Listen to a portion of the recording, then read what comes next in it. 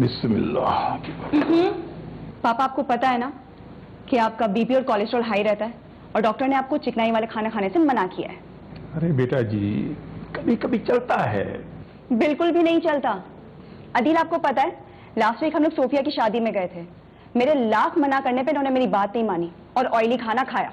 अरे भाई, घर में तो तुम दोनों जेलर बनी रहती हो, मैंने सोचा बाहर ही कुछ अच्छा खा लूं। हाँ, जब तकलीफ से आधी रात को नींद नहीं आएगी ना तो मुझे और महविश को ही हॉस्पिटल लेके भागना पड़ता है। पापा मम्मी बिल्कुल ठीक कह रही है। मैं बिजनेस के सिलसिले में शहर से हफ्ते महीने बाहर रहता हूँ। मेरी गैर मौजूदगी में अगर खुदा न खास्ता आपको कुछ हो गया तो प्लीज आप एहतियात करें। हिटलर तो चला गया, ये दोनों घर में आ गए। अच्छा भाई, नहीं खाता अच्छा खाना, 2 बजे फीकी डबल रोटी और ये बदमजा अंडा, यही खा लेता हूँ। खुश? ये लीजिए।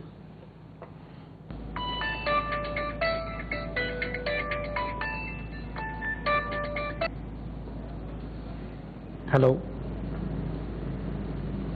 जी, मैं अदील बोल रहा हूँ। क्या?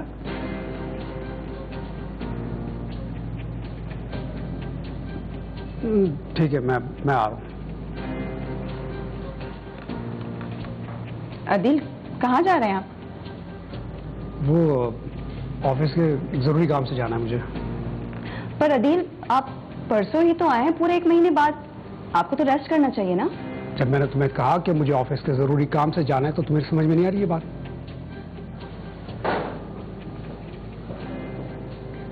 महविश, क्यों परेशान हो रही हो? आ जाएगा। अच्छा, जल्दी से नाश्ता खत्म करो और फिर अपने अब्बू की मेडिकल रिपोर्ट्स निकाल दो। तुम्हें पता है ना, डॉक्टर से अपॉइंटमेंट है। देखिए, मियाँ बीवी को एक दूसरे के साथ जब रिश्ता अज़वाज में मुंसलिक होने जाते हैं तो सबसे पहले जो भी बातें हैं वो बिल्कुल स्ट्रेट फॉरवर्ड वे में डिस्कस करनी चाहिए, क्योंकि जब तक ट्रस्ट बिल्ड नहीं होगा, जब तक वो रिश्ता आगे नहीं बढ़ सकता। बग़ैर ट्रस्ट के रिश्ता बिल्कुल ऐसा है जैसे कोई खोखली बुनियाद, कोई ऐसी इमारत जिसमें पिलर ना हो। तो मियाँ बीवी को एक दूसरे के साथ जो भी बातें हैं, अगर फ़र्ज़ करें कि कोई शादी पहले से की हुई है उसको बताना चाहिए, या कोई बच्चों का इशू है वो बताना चाहिए, किसी ने डाइवोर्स कर दी है वो बताना, यानी जो भी मेन इश्यूज़ हैं जिनका पता होना ज़रूरी है एक दूसरे के लिए, तो वो पहले से डिस्कस होना बहुत ज़रूरी। नहीं यार, कहाँ घूमने जाऊंगी, उनको तो टाइम ही नहीं मिलता। अभी बिजनेस टूर से आए हुए उन्हें 2 दिन भी नहीं हुए, फिर ऑफिस के काम से चले गए। हाँ वो यार, बात सुन, मुझे लग रहा है कि अम्मी पापा आ गए। हाँ, हॉस्पिटल गए थे। चल ठीक है, मैं तुझसे बाद में बात करती हूँ। हाँ, ओके ओके, चल बाय।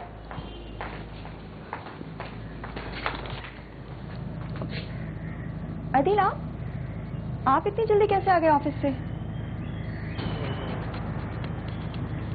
ये बैग किसका है? आप तो ऑफिस गए थे ना?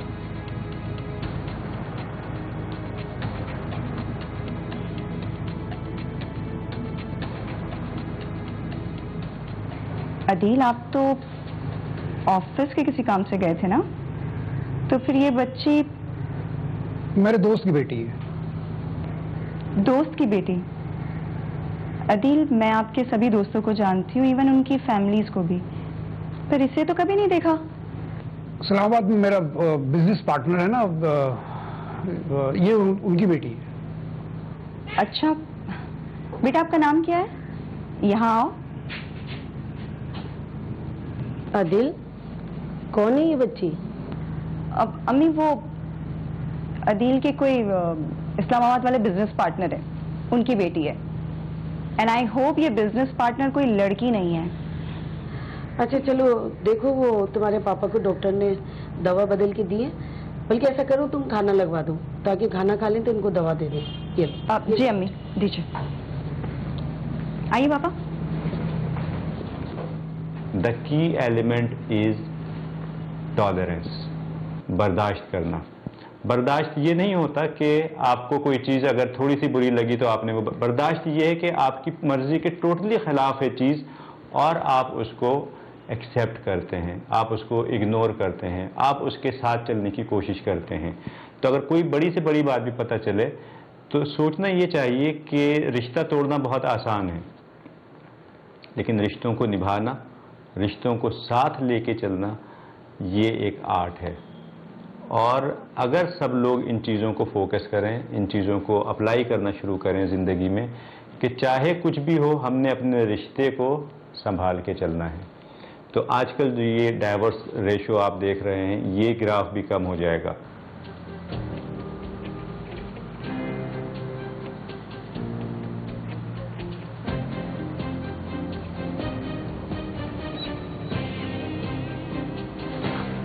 अदिल, देख मैं तेरी माँ हूँ और तेरे चेहरे से अंदाजा लगा सकती हूँ कि तुम मुझसे कुछ छुपा रहा है। नहीं अम्मी, मैं आपसे भला क्यों छुपाऊंगा, बस वो काम की स्ट्रेस है इस वजह से। मैं काम की नहीं, उस बच्ची रुबाब की बात कर रही हूँ। कौन है ये? आपको महवेश ने बता तो दिया था कि मेरी दोस्त की बेटी है, बस। तुम महवेश को बेवकूफ बना सकते हो लेकिन मुझे नहीं। क्यों आई है वो यहाँ? क्या हो गया आपको? मेरा दोस्त और उसकी वाइफ अमेरिका चले गए और रुबाब का वीजा नहीं लगा। कुछ दिनों की उन्होंने मुझसे फेवर मांगी और मैं उसे यहाँ ले आया। इस कराची शहर में उसका कोई रिश्तेदार नहीं है जो उसने तुमसे फेवर मांगी? क्या हो गया, इतनी सी बात को क्यों आप चली जाएगी वो बच्ची, क्यों प्रॉब्लम क्रिएट कर रही है यार अम्मी आप? प्रॉब्लम वो बच्ची नहीं है, प्रॉब्लम तुम्हारा झूठ है। सर पे हाथ रख और कसम खा, बता ये बच्ची कौन है? बताता क्यों नहीं? रुबाब मेरी बेटी है। क्या? 9 साल पहले मैं इस्लामाबाद गया था सेमिनार अटेंड करने। वहां मेरी मुलाकात नाहिद से हुई थी। वो लावारिस थे। अम्मी, मैं नहीं जानता कि वो कब मेरे दिल में घर कर गई और मैंने उससे निकाह कर लिया। मैंने बहुत कोशिश की, बहुत चाह आप लोगों को बताने की, मगर हिम्मत ही नहीं बन पाई। पिछले साल उसे कैंसर डायग्नोज हुआ। मैंने उसका बहुत इलाज कराया मगर वो बच नहीं पाई। अम्मी, नाहिद की ख्वाहिश थी कि उसकी बच्ची, मेरा मतलब है कि हमारी बेटी लावारिसों की तरह जिंदगी ना गुजारे, इसीलिए मैं उसे यहाँ ले आया। और अगर इस बात का मेविश को पता चल गया तो क्या होगा? क्या अम्मी, किसे क्या पता चल जाएगा? वो मेविश बेटा, बस मैं आदिल से यही कह रही थी कि तुम्हारे पापा का कोलेस्ट्रॉल बढ़ गया है। अगर मेविश को पता चल जाएगा तो वो नाराज होगी। अम्मी, इसी वजह से ना मैं पापा के खाने पे बहुत सख्ती करती हूँ। देख रहे हैं दिल आप? हाँ बेटा, तुम सही कह रही हो। अच्छा बेटा, रुबाब सो गई? पता नहीं अम्मी, पापा के साथ थी। मैं जाके देखती हूँ उसे, ठीक है? हाँ बेटा, हाँ जा तुम देखो, जाओ।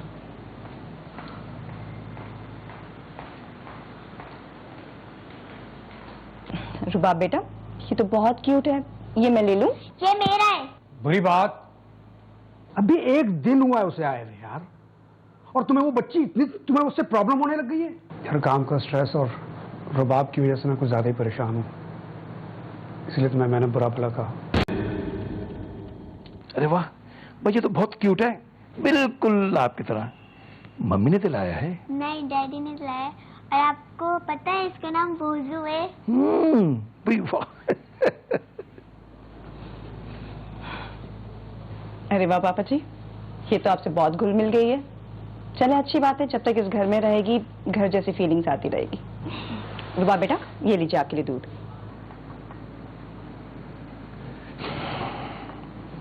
ये लो।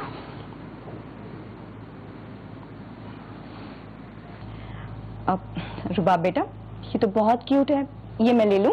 ये मेरा है। बुरी बात,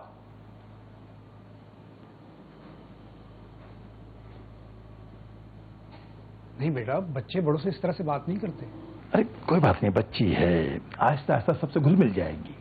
अब अदील, आई थिंक पापा जी ठीक कह रहे हैं। रुबाब बेटा, आप दूध पी के सो जाइएगा, ठीक है? चलें अदील।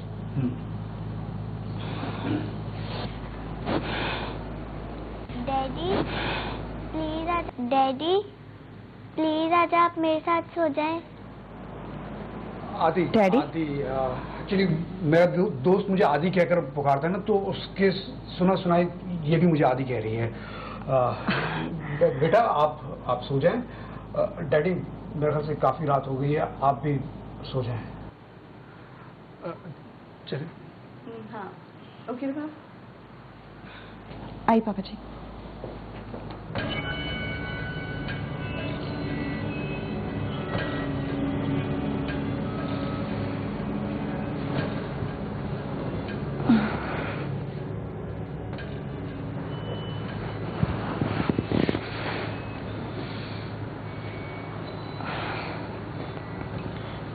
क्या बात है अदील, आप अब तक जाग रहे हैं? तबीयत ठीक है आपकी? ठीक हूँ। कोई परेशानी है क्या? नहीं, बस वो काम का स्ट्रेस है। तुम सो जाओ। अच्छा अदील, वो रुबाब के पेरेंट्स कब तक आएंगे? क्यों? नहीं, बस वैसे ही पूछ रही हूँ। छोटी सी बच्ची है और फैमिली को बहुत मिस कर रही होगी ना अपनी। नहीं, वो तुम उसकी फिक्र नहीं करो। मुझसे काफी अटैच्ड है और पापा के साथ भी काफी घुल मिल गई है। जी देखा था मैंने, काफी अटैच्ड है आपसे, बिल्कुल लग के बैठी हुई थी आपसे। इवन आपको नाम से भी पुकार रही थी।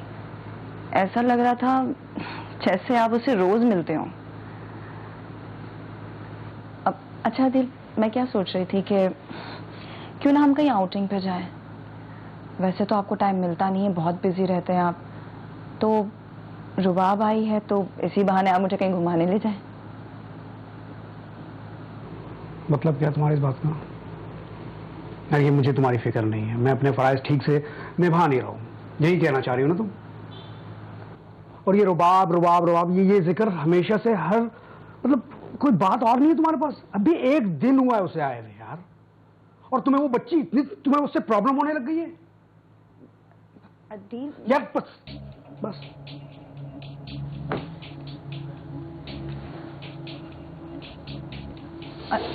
अदील मैं देखें, फर्ज करें मियाँ ने कोई बात छुपाई या बीवी ने कोई बात छुपाई, अब वो दोनों रिश्ते अज़वाज में मुंसलिक हो चुके हैं, यानी एक बहुत ही सैक्रेड रिलेशन में दोनों दाखिल हो चुके हैं।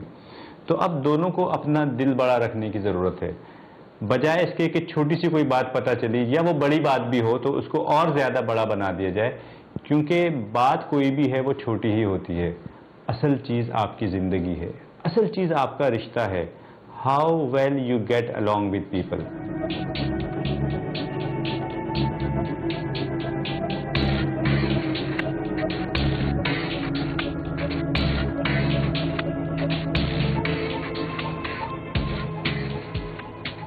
उठ गए तो नाश्ता लगा दूं आपका? घर वाले नाश्ता कर चुके हैं। रुबाब ने नाश्ता कर लिया? रुबाब इस घर में है तो वो भी घर वालों में शामिल हुई। और वैसे भी मुझे उस बच्ची से कोई प्रॉब्लम नहीं है। यार कल रात के लिए आई एम सॉरी।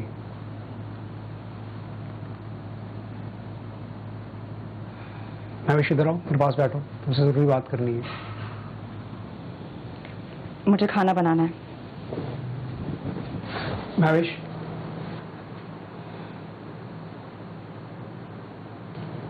यार काम का स्ट्रेस और रुबाब की वजह से मैं कुछ ज्यादा ही परेशान हूँ, इसलिए तो मैंने बुरा भला कहा।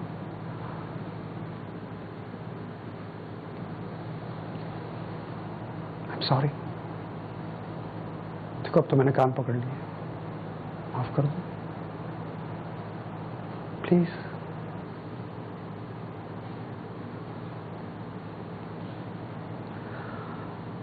मुझे बहुत भूख लग रही है, अगर नाश्ता मिल जाए तो बड़ा अच्छा हो जाएगा। ठीक है, मैं आपका नाश्ता लगाती हूँ। तुम्हारी शादी को तकरीबन 10 साल हो गए। माँ बनने की खुशी से तुम महरूम हो। अम्मी, अल्लाह की मर्जी के आगे तो किसी का बस नहीं चलता ना। क्यों ना हम कोई बच्चा गोद ले लें? बच्ची के आने से घर में कितनी रौनक आ गई। मेरे घर की रौनक तो मेरी बेटी महविश है। ये क्या हो रहा था? क्या हो रहा था? जो तुम्हारे साहबजादे बाहर तमाशा कर रहे थे। कौन सा तमाशा कर रहे थे? आपसे तो बच्चों की खुशियां ही नहीं देखी जाती।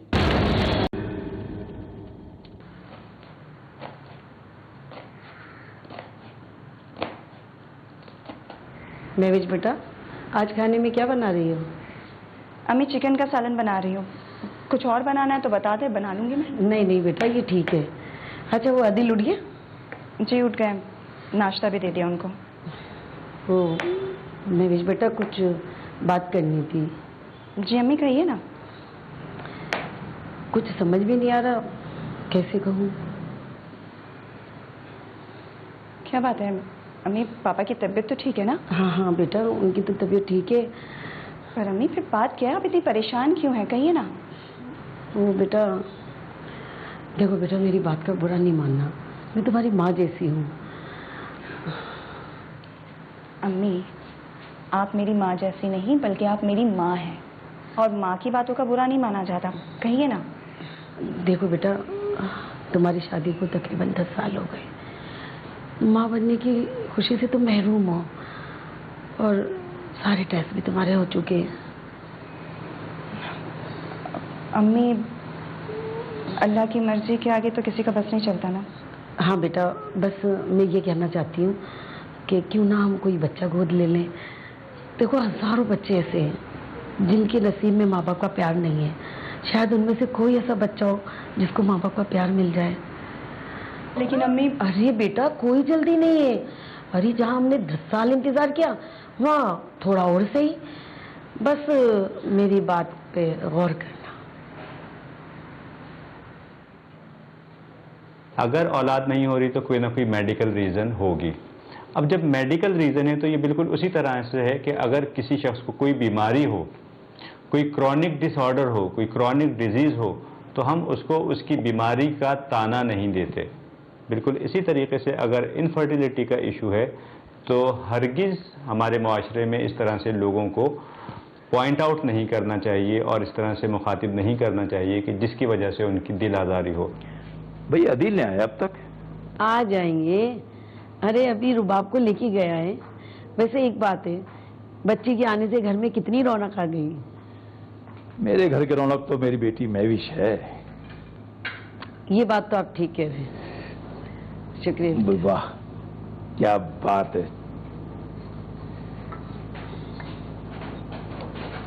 अरे भाई मेरी बेटी आ गई। दादू देखे, मैं इतने सारे टॉयज लाई हूँ। अरे वाह मेरी जान, इतने सारे टॉयज। अरे भाई वाह, इतने सारे। अरे भाई हमारी बेटी के लिए भी कुछ लाए? अरे उसके पास सब कुछ तो है, और अगर कुछ चाहिए होगा तो आदिल दिला देगा। वैसे बेटा, सारे टॉयज अपने दादा को दिखाओगी, दादी को नहीं दिखाओगी? वाह भाई वाह, ओहो इतने सारे, वाह बहुत प्यारे। अरे आदिल बेटा, कहाँ जा रहे हो? चाय तो पी लो। आओ, थक कर आए, चाय पियो। बहुत प्यारे, वाह अच्छे है ना? वाह,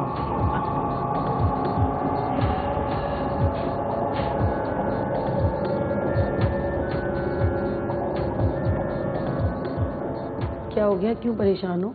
ये क्या हो रहा था? क्या हो रहा था? जो तुम्हारे साहबजादे बाहर तमाशा कर रहे थे।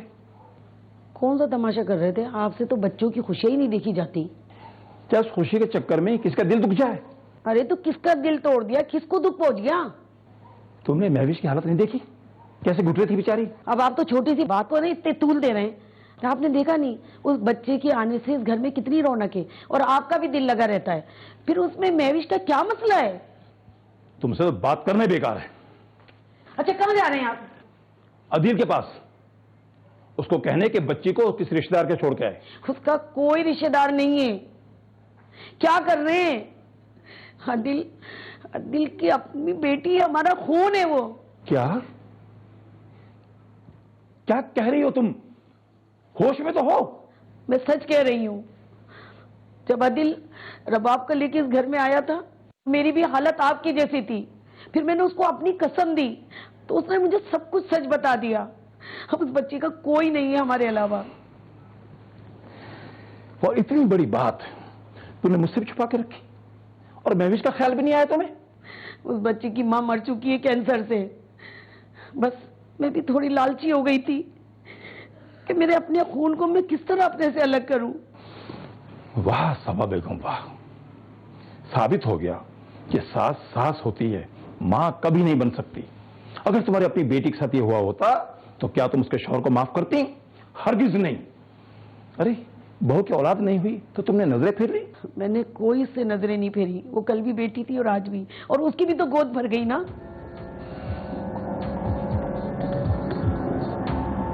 जैसे कि स्टोरी में देख सकते हैं कि वो जो बच्चा है वो उसका अपना खून है और उसकी माँ को भी पता है, यानी दादी को भी पता है।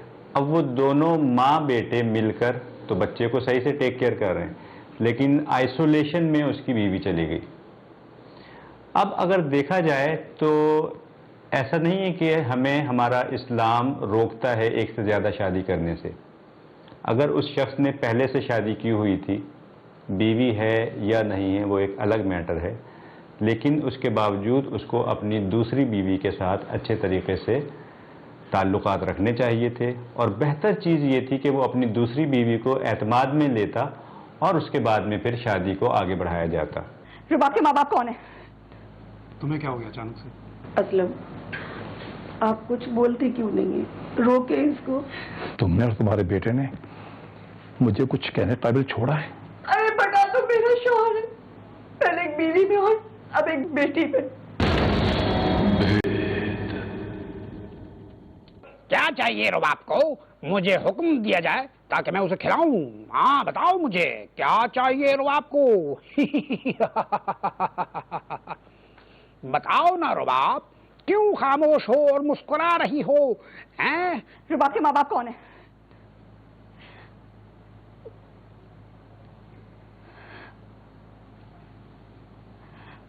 तुम्हें क्या हो गया अचानक से?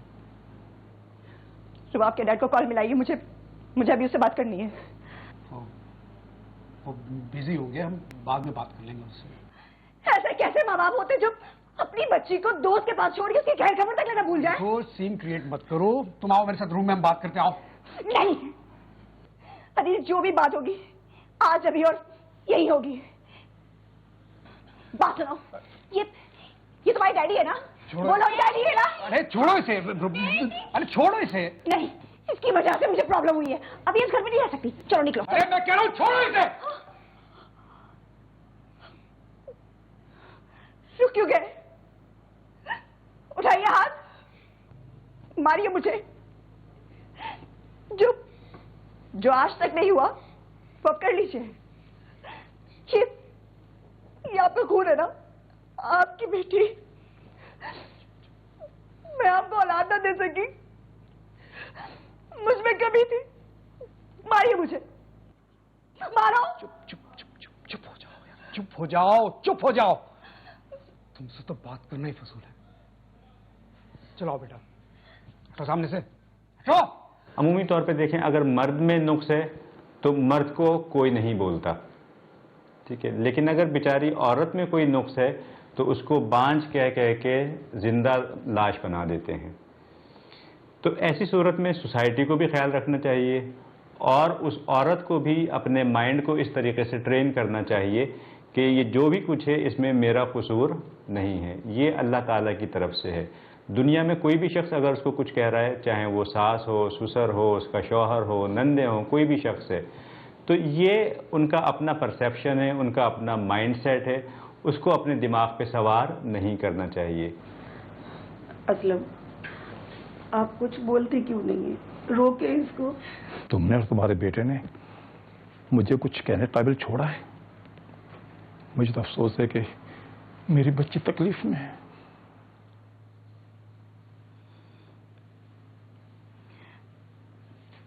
पापा, इसमें आपकी मेडिसिन और उनकी टाइमिंग्स लिख दी हैं, प्लीज आप वक्त पे अपनी दवाइयाँ ले लीजिएगा।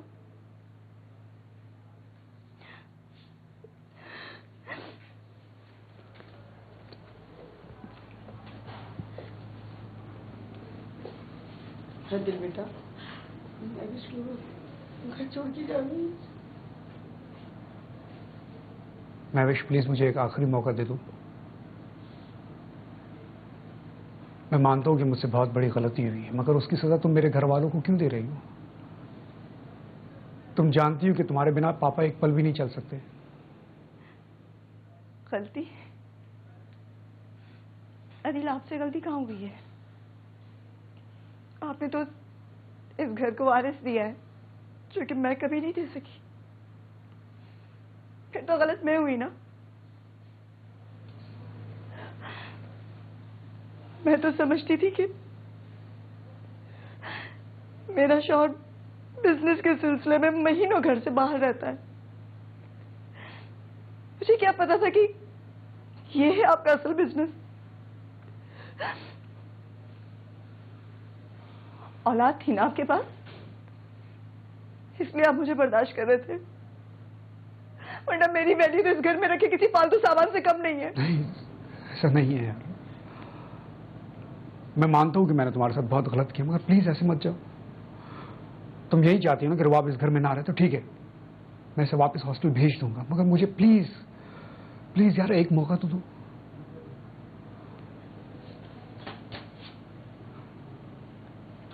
मैं विश, इसमें इस बच्ची का क्या कसूर है यार?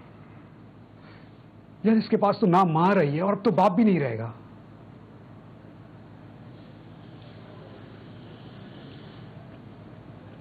ठीक है यार, चलो बेटा, आओ आओ बच्चे, आओ। एक बार, सिर्फ एक बार अगर आपने खुद मुझसे कहा होता ना, तो अनिल मुझे इतनी तकलीफ ना होती। मेरी औलाद के लिए तो आप सबसे ज्यादा मैं तड़पी हूँ, लेकिन आपने मुझे किसी काबिल ही नहीं समझा। अरे बता, तो मेरा शौहर है, पहले एक बीवी में और अब एक बेटी में।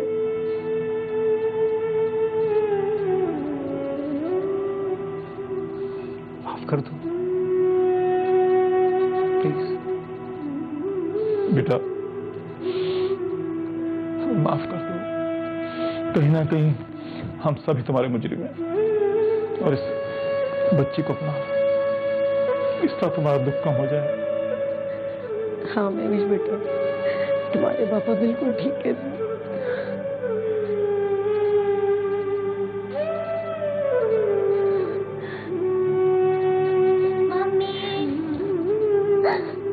लेकिन जो भी न्यू जनरेशन है उसको मैं सिर्फ एक छोटा सा पैगाम देना चाहूँगा। ज़िंदगी में जब आप एक नए रिश्ते की शुरुआत करते हैं तो सच्चाई से कीजिए, ट्रस्ट के साथ कीजिए। एक दूसरे का एतमाद हासिल करना बहुत ज़रूरी है। जब तक आप लोग सच नहीं बोलेंगे तो वो आप अंदर से डरे रहेंगे, और जब वो सच सामने आएगा तो फिर वो आपके रिश्ते को ख़त्म करने का सबब बन सकता है। तो क्यों ना जो भी कुछ आपका पास है उसको एक दूसरे के साथ डिस्कस करें, और उसके बाद हम आहंगी के साथ नई ज़िंदगी को शुरू करें।